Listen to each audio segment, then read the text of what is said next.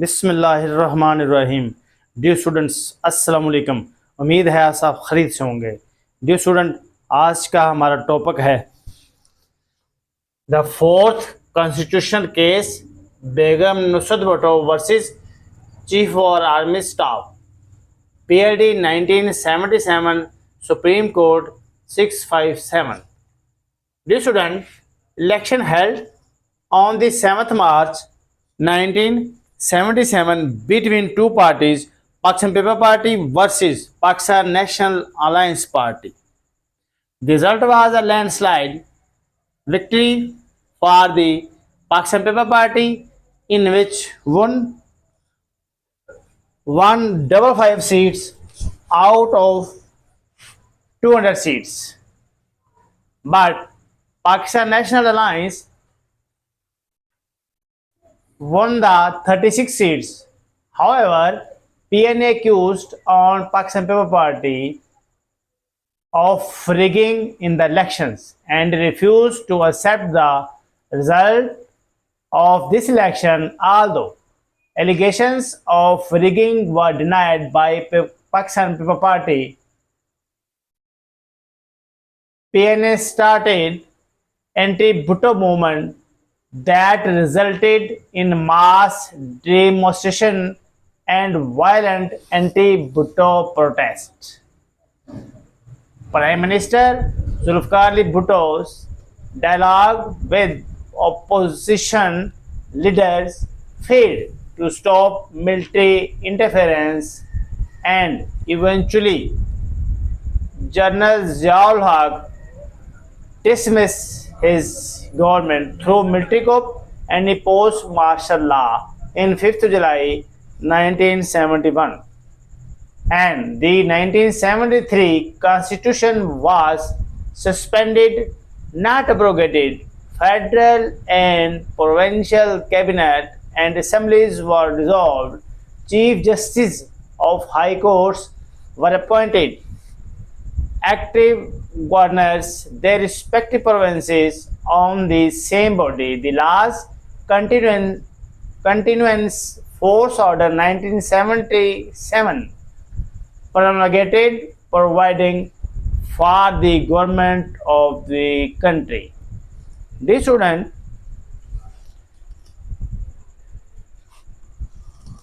7 मार्च 1977 को दो पार्टीज के दरमियान इलेक्शन हुए, Pakistan people party and Pakistan national alliance.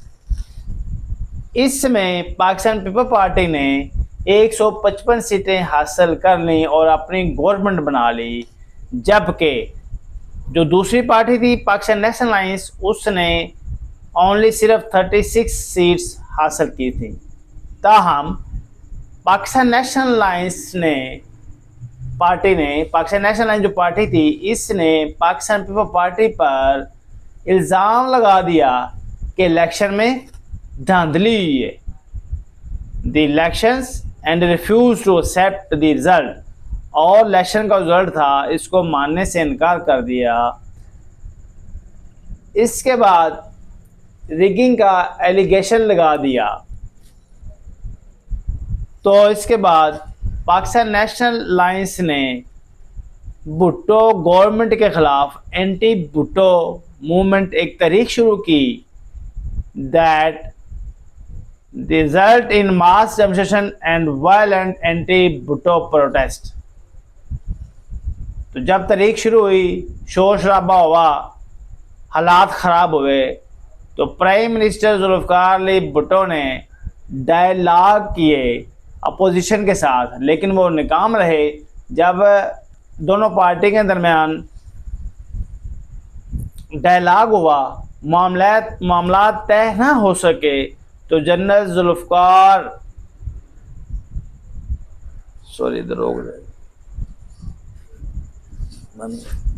National alliance ने एंटी भुट्टो तहरीक शुरू कर दी। फिर जुल्फ़िकार अली भुट्टो और इन दोनों पार्टी, पाकिस्तान नेशनल जो अलायंस पार्टी थी और पाकिस्तान पीपल पार्टी, इन दोनों के दरमियान डायलॉग हुए जो फेल हो। तो फिर क्या हुआ डियर स्टूडेंट, इसके बाद प्राइम मिनिस्टर जुल्फकार अली भुट्टो ने जब डायला किए तो वो फेल हो गए। तो इसके बाद वही होना था जो होता आया है। क्या हुआ मैं बताता हूँ। जनरल ज़ियाउल हक dismissed the government of Zulfikar Ali Bhutto through military government और मार्शल लॉ लगा दिया इन 5 जुलाई 1977 में, यानी कि 5 जुलाई 1977 को जनरल ज़ियाउल हक ने मुल्क में मार्शल लॉ लगा दिया और 1973 का जो आइन था उसको सस्पेंड कर दिया। एब्रोगेट नहीं किया बल्कि सस्पेंड किया। फेडरल और प्रोविंशियल कैबिनेट और असम्बलीज वगैरह डिसॉल्व कर दी और जो चीफ जस्टिस है उस टाइम, जो उस वक़्त के चीफ जस्टिस है, उनको पॉइंट कर दिया एज ए गवर्नर कि वो अपने सूबे की हद तक वो गवर्नर के फ़राइज़ अंजाम देंगे और साथ ही लॉ कंटिन्यूएंस फोर्स ऑर्डर 1977 जारी कर दिया। जी स्टूडेंट, नेक्स्ट स्टेप पे चलते हैं। Mister Zulfikar Ali Bhutto and the 10 other leaders of Pakistan People Party were arrested on 17th of September 1977 and detained under martial law regulation number 12, filed writ petition by Nusrat Bhutto under Article 184 subsection 3 in Supreme Court against the Chief Martial Law। जी student,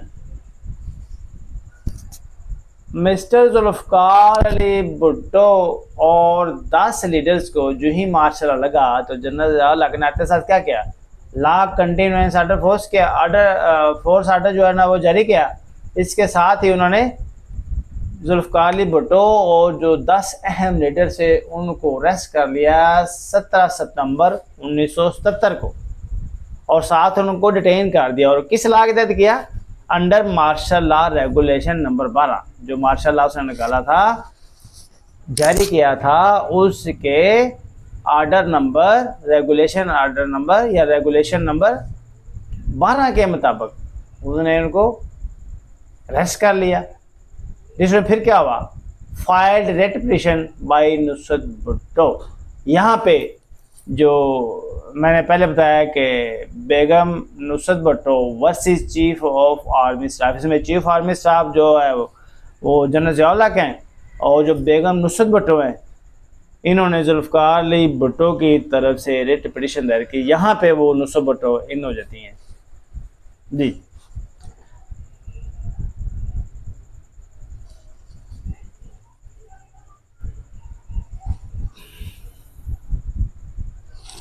तो फिर क्या हुआ, जब जुल्फकार अली भुट्टो ने जुल्फकार अली भुट्टो और 10 leaders को जब गिरफ्तार किया तो फिर क्या हुआ, नुसरत भुट्टो इन होंगी। नुसरत भुट्टो ने रिट पिटीशन दायर कर दी और जो रिट पिटीशन दायर की है वो आर्टिकल 184 सब सेक्शन 3 के मुताबिक सुप्रीम कोर्ट ने रिट पिटीशन दायर कर दी। तो उसमें प्ली क्या ली, plea by the Nusrat Bhutto, number 1, the validity of the chief of army staff for promulgated martial law, the detention of Zulfikar Ali Bhutto and others, CS had not authority under Article 1973 Constitution to impose martial law. This intervention amounted to an act of treason as stipulating by Article 6 of the 1973 Constitution। जी student, फिर क्या हुआ, जब writ petition file हो गई तो उसके अंदर जो नुसरत भुट्टो ने प्ली ली वो ये थी, उसने कहा जी जो मार्शल लॉ लगाया है चीफ आर्मी स्टाफ ने ये वैलिड नहीं है और जो जुल्फकार अली भुट्टो को और उसके साथ 10 लीडर्स को जो रखा है, रिटेन किया है, वो भी 1973 कॉन्स्टिट्यूशन के खिलाफ है। और ये जो मदाखलत है 1973 के आइन के मुताबिक ये गद्दारी के ज़िम्मेदारी में आती है, लिहाजा इस पे गद्दारी का मुकदमा चलाया जाए। जी स्टूडेंट, आर्गुमेंटेशन।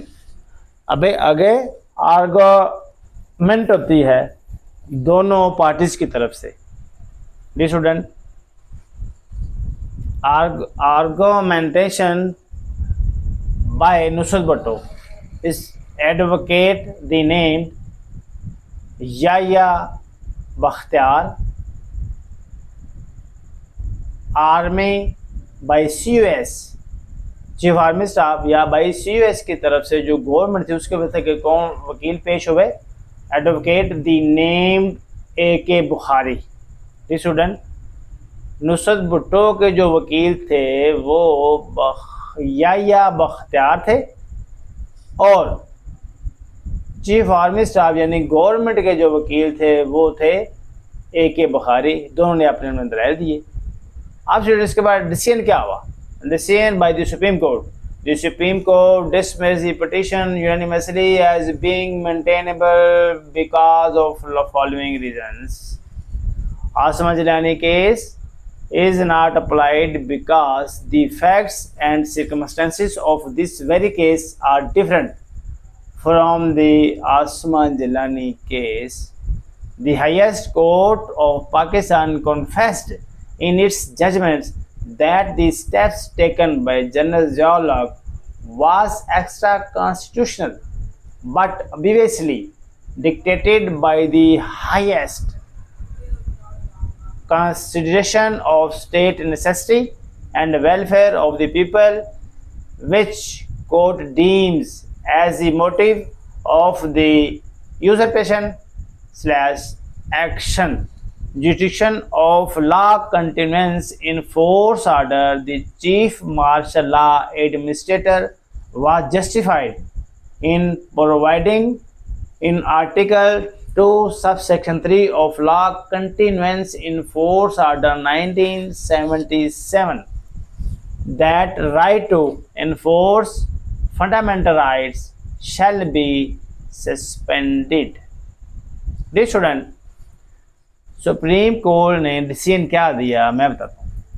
जी स्टूडेंट, सुप्रीम कोर्ट ने रिट पिटीशन जो है ना वो डिसमिस कर दी और साथ ही बताया कि आसमा जिलानी का जो केस है वो इससे ये केस उससे डिफरेंट है।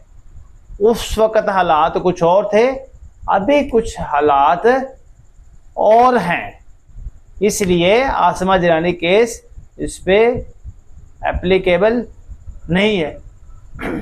फिर उसके बाद ऑनरेबल कोर्ट ने ये बताया, साथ हुक्म जारी किया कि बेशक जनरल ज़िया-उल-हक ने एक्स्ट्रा कॉन्स्टिट्यूशनल इक़दाम उठाया है, लेकिन ये उस वक़्त मुल्क की ज़रूरत और आवाम की भलाई के लिए ज़रूरी था, क्योंकि हालात बहुत ज़्यादा ख़राब थे, लॉ एंड ऑर्डर की सिचुएशन ख़राब थी। जी स्टूडेंट, अब क्या हुआ? नतीजा क्या निकला? Right to enforce fundamental rights should be suspended. क्या हुआ? Conclude that the martial law as enforced due to state necessity and for the welfare of people, the Supreme Court gave decision in favor of federation and right to enforce fundamental rights shall be suspended.